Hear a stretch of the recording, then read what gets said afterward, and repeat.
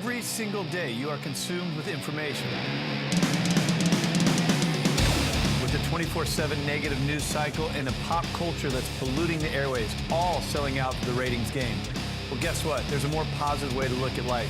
You live in the greatest city in the greatest country on the planet. Every day with our elite network of professionals, our goal is to educate, empower, and engage. And now it's time to fight for your American dream. All right, welcome back to the show. Now joining us in studio, this guy was born and raised in San Diego. He is a top producer. This guy knows more about the market than just about anyone out there. George Lorimer joins us in studio, and you brought some numbers with you today. Right. We're getting analytical today with you. That's right, yeah. Awesome. Well, I think, Craig, since the prices have gone up in the last number of years, people are thinking, is this still a good time to buy? What's the benefits of home ownership? Yeah. Exactly. So we really have to remind them, in a nutshell, rents keep going up. The interest rates are at 4% or under 4%, so it's very advantageous to buy. Yeah, what I want to do is I want to look at it from a perspective of maybe the millennial who's never bought before, Right. or somebody who's bought and has built some equity in their home and now thinks it's a good opportunity to move into that dream home finally. Exactly. So what are the reasons to buy? Why does it make sense? So let's start about the move-up buyer. Okay. We've talked to you about this. So their dilemma is, do I buy first? Do I sell first? Can I qualify with keeping my current property? We have our guaranteed sale program where basically it eliminates the catch-22, Craig, of owning two properties and two mortgages. Which could be a major financial catastrophe. Right, or being homeless and not having that uplig property that you want to do. So with our guaranteed sale program, we give you a time and also a guaranteed number so that you know going into it. So that bridges the gap. Exactly, and that we'll buy it if you don't sell it on the open market higher. Well, why do you think it's a good time to move up? Okay, let's talk about that. So the 5, financial reasons to buy. First of all, when you buy a home, it's a leveraged investment. So, basically, if you put down 5%, the bank is loaning you 95%. And if it goes up 10% in the next couple of years, if it started at 500, it'd be worth 550, and you're taking all 50,000 of that gain. And if you had 5% down, you'd have 25,000 as a down payment. In reality, if you've served in the military, you have no money down. Right. If you can do FHA, which I think is 3.5% Right. down. So think about this. You put a percent down, but you control 100% of the upside. There's not a stock in the world that allows you to do that. So 3% of 500,000 is a $15,000 investment, which I'm not saying that's small, but if you can muster up that money to do that, and that $500,000 house goes up 7% a year, that 15 grand is going up 35 a year. There's no stock that can do that, and you can't live in a stock. Exactly, and that's not even including and one of the other items is, you're paying for housing whether you own it or rent it. And as we know, that rents are going up every year. Next thing is, it's usually a forced savings. So if you go from renting to buying, you pay a little bit more, but basically when you're paying more, you're betting on the appreciation plus the loans getting paid down as normal amortized. So, look, I'm not a CPA. By the way, if you need an introduction to a great CPA, visit us online at craigsewing.com. We love introducing. But the tax advantage can be one of those things where at the end of the year, you get thousands of dollars back, or you might get with your CPA, because I think a lot of times people see the payment shock where I'm paying $1,500 a month in rent, now I'm going to have a $2,500 mortgage.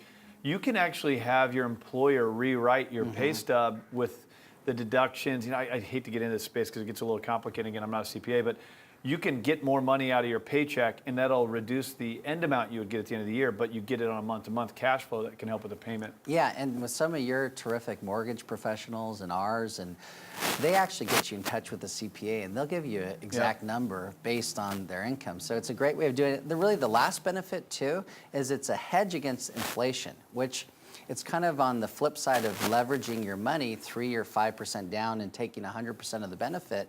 When it goes up, if inflation goes up, let's say 3 to 5%, your appreciation is going to go up. And because the interest rate's so low, you have basically positive leverage. So inflation is the reason that your grandma said, I used to be able to buy a Snickers bar for a dime. Right. It's the devaluing of our dollars. So real estate, as it goes up in value and you're building equity, can actually be a hedge. Exactly. Which, That's actually a really good point that you make, because the country is essentially printed money. Short-term interest rates at 0 to 0.25%. So inflation, the risk of inflation is very, very real. And I'm really curious how the Fed is actually going to handle that, because if it starts to tick up, it's going to be a problem. Yeah, it affects us all. So that's one of the things. And then, what we talked about a little bit on the rent. So we did a survey of the rent. So for a 2-bedroom apartment on average here in San Diego was over $2,200 a month. And since we have a chart here since 1988, you can see just the rent spikes incredibly. And it's not going down at all. Yeah, I remember when I moved to San Diego in 2003, which feels like yesterday, it's 13 years ago.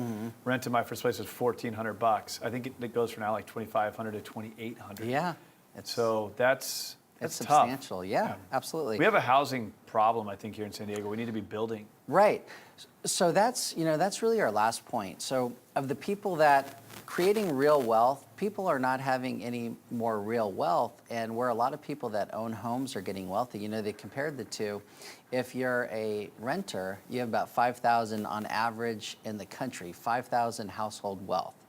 And if you own a home, you have $225,000 household wealth. These are numbers that were generated just comparing the two? Exactly. Yes, so we got a chart for you here. And so the difference is the home equity. So $220,000 difference, it's people's home equity. And it's a substantial number. And so what advice would you give to a first-time home buyer then? This is a big decision. Many people saw the market crash, their family, their friends got really hurt by it. Right. How would you encourage someone to say, look, maybe it is time. The numbers make sense. I've watched this show. It seems like these guys are giving good information. How would you start? Well, I think starting by gathering information. So you get all the stuff on the web, all the Zillow reports. Those are terrific. But you need some actionable information, and you need really somebody to process it, to help you make a decision. How does that affect me? And is that really my situation? I think the finance guy can really help you. Now, don't go and find the quickest advertisement online, but get a referral. We have plenty of them. There's something we can refer out. George has got a great mortgage team.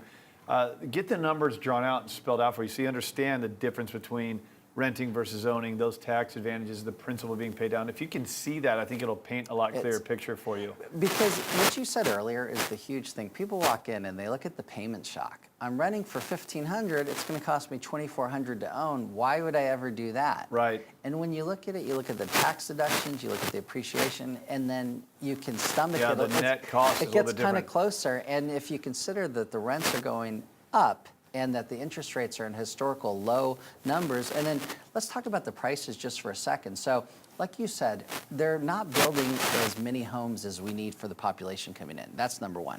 Number two is everything, I don't know if you've noticed this, but about 30% higher is all the new construction than anything existing. So if you have homes for $1 million in Carmel Valley, the new construction will be coming on at $1.35 million.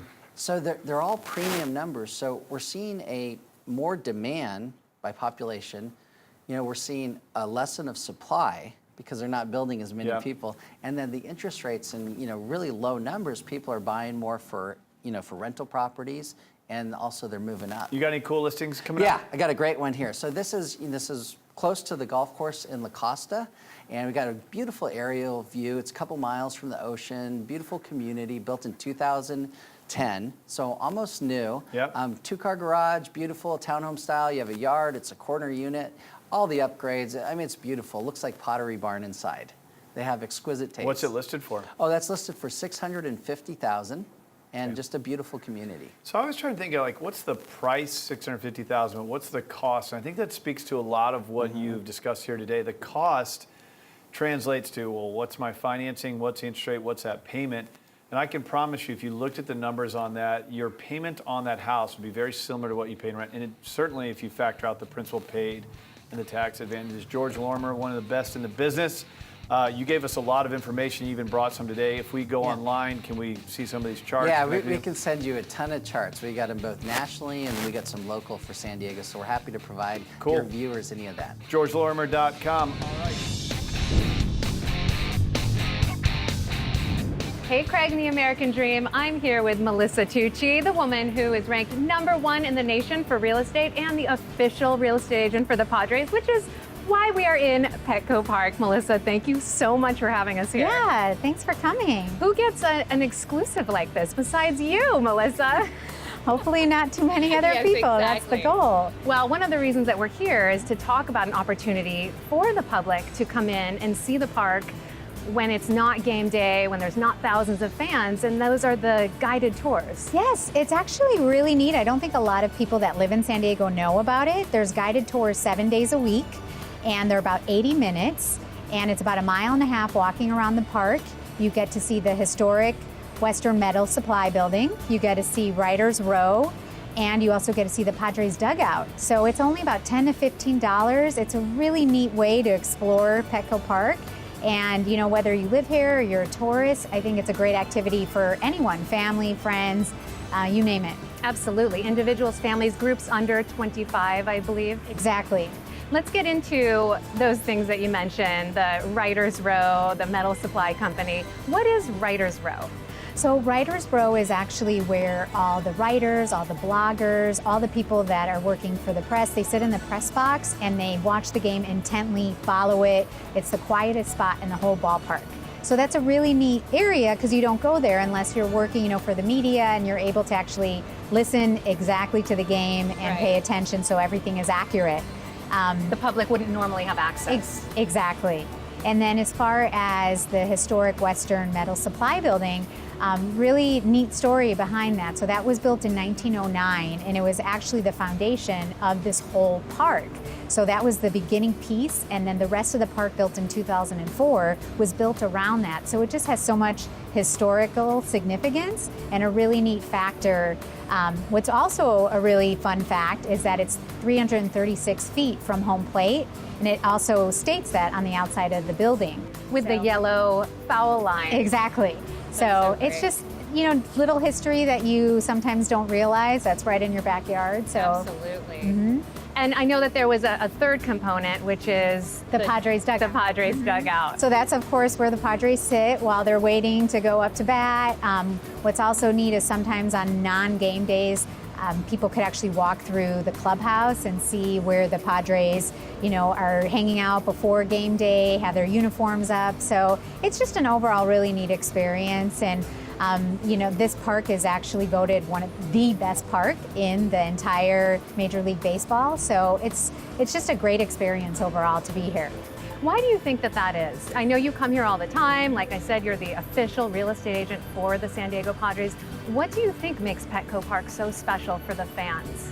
I think it's newer. It was built, you know, in 2004. It has the best food actually in the MLB.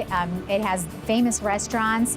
It has so much activities, and that's the other thing on non-baseball days and during the off season. There's activities. There's, you know, Monster Truck. Taylor Swift performed here. There's concerts. There's events. I mean, it's utilized for so many more things than just baseball, but it's just such a great experience when you come here. And anyone that does come here is like, this is one of the best parks I've ever been to. So it's neat to be a part of it. It's really fantastic. And you're within the downtown community. You have the skyline of San Diego around you. Exactly. You're right. Gas Lamp District. I mean, you're in East Village. It's amazing. It's such a fun place to be. Well, let's talk a little bit about downtown San Diego. Tell us about, and not even downtown San Diego, but San Diego in general. You don't just work in downtown. Let's talk about the market. How are we doing? We're in the fall, winter months are ahead, and 2017. What are you seeing going on? There's a lot of buyers still looking. There's a lot of sellers still putting their homes on the market. What I have noticed is more price reductions, just because, you know, school's already started, the holidays are coming up, but even so, sometimes people will list their properties a little higher, so not necessarily that the market's falling, it's just they're hoping to get a higher price, so they're just lowering it to where the value is actually. Should have started. Exactly. And that's probably one of the benefits of having an agent like you, is you can come in and tell the seller or the buyer, you know what, this property is really worth about this. Right. And maybe we shouldn't start out here and depreciate. Exactly. But sometimes you have to test the market, and it's all about location, and if someone is willing to pay that, because there's a lot of competition too, sometimes you do get a higher price. So that's all about why you hire a real estate professional to guide you with those decisions too. Like the #1 in the country. Maybe somebody like that.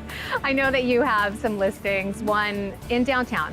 Tell us about that. So it's coming up, it's actually on West Ivy, and it's another historic significant property. It was built in the late 1800s. It's a Victorian, a farmhouse Victorian, and it's right in downtown. I mean, you see the planes flying over you. It has the real original hardwood floors from the late 1800s. It's almost 1,900 square feet, and it's coming up on the market this upcoming week at a great value of $750,000. So I think it's going to be a real nice feature to go with the whole theme as well, especially, hitting on that historic Western Metal building, supply building too. Yeah, it sounds fantastic. Well, Melissa, only you could get us in here. Thank you so much for being with us today. Thanks for coming.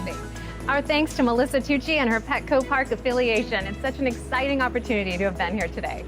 I'm Jem Morris for The American Dream. All right, welcome back to the show. On The American Dream, we feature the best realtors in all of San Diego. We even bring in the finance guys that can help you understand how that works and being able to get the money to be able to buy a house. But what about actually turning it into a home and a great place that you love to live?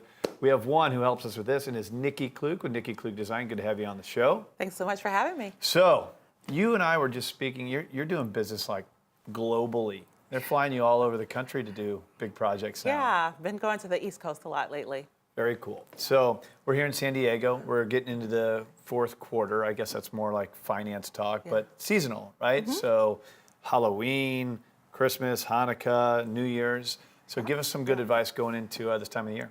So with holiday decor, it's an opportunity to have some fun. So to spice up your home outside of its norm, and to bring in lots of fun colors and festive. So now a lot of what you do is interior design, right? You're actually redoing bathrooms and kitchens and even outdoor living spaces, certainly here in San Diego. But when you're talking about like holiday design, this is more just kind of a decoration and making the home more enjoyable. It is, and we don't do very much of it, just for a select few clients, but I thought people would love to hear about that. Yeah, no, it's great. So what do you do? Yeah. Right? Yeah, so it's similar to interior design in that you need to have a focal point, and it's color palettes involved and scale and proportion, so it's very similar. But with holiday decor, having that couple of strong themes going on is a really great way to approach it. So, for example, we did at Oakwood Metro, we did an Alice in Wonderland theme. Oh, wow. So that was really fun, where we had pumpkins striped with different patterns and shapes, and use the traditional orange and black, but also bring in some purple and some green and some owls and witches, and so that was really fun. How about haunted houses? Can you make a mean haunted house? Or is that outside the box? That's not my thing, but oh my gosh, the theatrics are just like outrageous now, and so incredible the materials that are available. Yeah, people take that pretty seriously. Okay, what about when you get into the end of the year? You got Christmas, Hanukkah, obviously New Year's at the December 31st, so people throwing parties. So one thing I could like to suggest is that people go with a color scheme that's opposite of what they have right now. So contrasting colors. So for example, if you have blues, it's an opportunity to bring in some orange and have some fun with that. And there's another trick that we like to use. It's called the 60-30-10 rule, where 60% of your color scheme is the main color, 30% is a secondary color, and 10% is a pop of color. So it's really a fun time to have. So 60-30-10, now is that something that applies to the decoration style, or is that kind of a methodology that you also use when you got a lot of people that are buying homes, or maybe they want to revamp their home? Does that equate? That's across the board. That's a really great rule of thumb to go for color palettes and scale. Okay, so say it again. So it's 60 is 60 is the main color. 30 is the secondary color, and then 10% is. So what kind of colors are people choosing? So, for example, instead of just the green and red, right? You could do turquoise, purple, and silver, or yellow, purple, and gold. I mean, some really fun combinations out there now. It's just really endless. Where do people make mistakes on this stuff? So the mistake is going too small in scale. So it's, again, an opportunity to have some fun, to be really big. So a huge wreath for the door instead of a tiny small one. So things like that, you want to beef it up a little bit more than you normally would. So as far as the designs that you're actually doing for homes, share us a good story of one you have going on. I mean, you're flying to Maryland, you're flying to New York. You should really follow Nikki on social media. It's always, you have a great story. Every time I see you flying, you're always doing these cool things. And It's cool to see, you're turning people's lives around, right? You're helping their homes become more enjoyable. So what are some of the big things you have going on now? Well, one of the most recent ones, I flew to Maryland, and we did design in a day. We knocked out the whole plan for the bathroom and the master bedroom for one of my friend's mothers. They had tried a couple people locally, and it just didn't work out. They didn't get her. And so they flew me in, and with some homework ahead of time, we were able to do the whole project, all of the design plan in just one day. So help me understand that. If somebody is flying you in out of state, you're coming back here, so who actually does the implementation? So I spoke with the contractor that day. Okay, so you design it, you'll pencil it out, but then you get with the local contractor. Right. Yeah. Cool. And turn over all the specs and all of the plans and Then how about here and locally in schedules. San Diego? So we have a kitchen remodel going on, and that one's really fun. What we're doing to the center of the island is painting it a really fun blue and mirroring the backsplash with some blue glass tile and white cabinets, and just a really fun and fresh look. Well, you spend a lot of time at home, right? I tend to talk about real estate on the show and equity and interest rates and tax write-offs, but we got to remember the real pride of homeownership is being able to own it, have a home, and raise a family and build memories. And she does a terrific job on this. I mean, you're helping people tell me where I'm missing here: bathrooms, kitchens, even outdoor areas as well. Yeah. And Anything furnishing. And of course, the furnishing, right? Room That's design. interior design at its core. Yeah. But some good advice for you on going into the holiday season. Make your home fun, spruce it up, and I would say this: if you're looking to make any overall changes, this is our go-to. She is terrific, very well known in San Diego now, being known all over the country. Nikki, thanks for coming on the show. Thank you. Appreciate it. Always.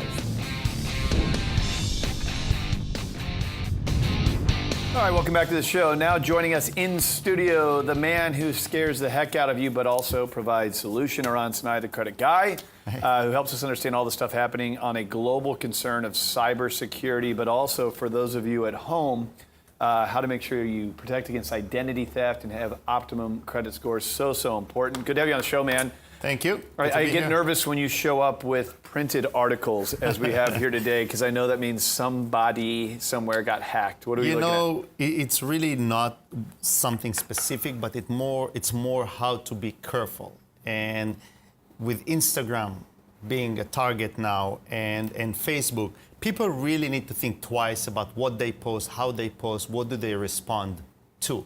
And that's the biggest thing. You need to think twice how you act with social media. I know we're pushing realtors. Everyone is going towards this social media digital world. I just spent a couple days last week in Orlando at a digital conference, and I mean, it's insane. Yeah. Now, I was in it and learning from people that are the best in the business side of it, right? They're using it to grow market share, and it's in an e-commerce. It's really incredible world. But I think of all the strategies that businesses are using to, I mean, you buy something online, and next thing you know, it's following you everywhere. There is a mad world out there that knows how to spot you, it's insane. And I can only imagine if that knowledge is in the hand of a crook, And that's it. how exposed you really And that's are. exactly the same thing. Think about it. When you shop for something on Google, right, all of a sudden it shows in your Facebook, right? Because it cookied you and it saw you are looking for a specific item, and all of a sudden you get promotion for other items like that. So the idea is, look, a lot of people, there are few major things that are happening. I see people all the time register to win free cars or register online in Facebook ads, win this car, win this printer, win this. Those are not real. Those are scams, okay? Yeah. Most of the time those are scams, and what those scammers do, they collect thousands and thousands of followers, okay? And now they take that and they sell that information to hackers or to other people that start building profiles of those people. That's an interesting one. Every time you come on here, I learn something new, but I'm always surprised. And that one, that's an aha moment. So if you're online and you see something that's got a hook to it, win a car, be eligible for this, whatever it may be. So there are scammers that are buying the ad placement in some way, shape, or form that's creating the hook. You go in there, they get your information, and then all of a sudden, because you're going to try, there's 300 million Americans, not to mention the billions of people across the world. That's exactly right. So you're going to get a lot of people that subscribe to that, and that's where they're acquiring the data. Yep. So give us some good takeaways. Like, what is some really good advice for the people that are watching the show? What can we do? Okay, you're not winning anything for free. Don't subscribe. Right. Don't sign up to win a free car. You're not getting a free car. Think twice. If you get a message from, and it's been happening from, let's say, Instagram saying, we know these problems with your account, log in, and you get it in an email to change your password, somebody trying to hack your account, don't do it through your email. Log into your own account and see what's happening, because those emails are mostly phishing scams. So you got to be careful on that. If you get a job offer, you get things online, be careful what you click on. Always go to the source directly, to the original website of the company, or call if you can to make sure, because it's not real. You're not winning anything, you're not ruffling anything, you're not getting a job online, nobody left you an inheritance out there that you need to win. Let me throw this out there. So for years, Eran has been coming on our TV show since the inception. 3 years ago, he's been here since day one. Before that, he was coming on the radio show. So I've known Eran for years. He has helped countless people that I know, friends, family, listeners, viewers, to improve their credit scores and things that are very important in that regard, but also protect people from identity theft. If you need to get your scores up, if you want to clean up your credit, I highly encourage you to connect with him online. In fact, if you go through our website, craigsewing.com, which many people do, I'm happy to introduce you. But if someone has a question about the identity theft stuff, like you have the insurance to protect people, that's Correct. obviously a good value add. I hope people visit you online. But if someone is not sure about something, do you have a portal or a way they can reach out to you and say, hey, look, I got a question. This looks funny. Is there a way we can direct people to you? I think the best way, I can give them my website, but the best way is to connect through craigsewing.com. Send That's them to what me. I'm thinking. Oh, thank you. And then you can send me. That's what I was trying to avoid. Yeah, okay, so, well, you can, you Call can always Craig, go. here's his cell. That's right. Call him and you know where he lives and go visit him and knock on his door and ask him a question. Thank you for that. But idcybercenter.com, there's a place to ask questions there. Okay. idcybercenter.com. And if you're not sure, again, craigsewing.com, like you've been doing daily, I get questions from your listeners and viewers that you forward me. So either way is fine, idcybercenter.com or your website. That's cool. And I want to let people know that if you're a professional, if you are, you own a business, if you're a salesperson, you're in real estate, insurance, mortgage, whatever, if you have clients, is what I think I'm trying to get at here. This could be something that's really valuable to let them know, right? You know, we're always trying to add value to the people that trust us for advice in whatever our niche expertise is. Well, if you're trying to add value, maybe help them protect their credit and their identity as a way to reach out, send it in your newsletter. I highly encourage you, if you're a professional, this is a great relationship to have. And I've endorsed Eran on stage in front of thousands of people, introduced him to people all throughout San Diego, and I can tell you he's never, ever let me down. He's always come through, and so I encourage you to do that. Eran, great information today. Thank you. It's a crazy world. It's an awesome world, like the connectivity, the social media, the e-commerce, but it's risky. It's financially There's good risky. with It can every damage your bad, credit. there's bad with every good. You know, it's like we're advanced. Think about where we were 20 years ago. Think about where we're gonna be 20 years from today. So you just gotta be cautious. You know, everything we do, we just gotta think a little more and not take it for granted. Well, I'm glad we got you, man. Thanks for coming in. Not only can you get great content here on the show with these interviews, but you got to join us outside the show on social media. Go to craigsewing.com.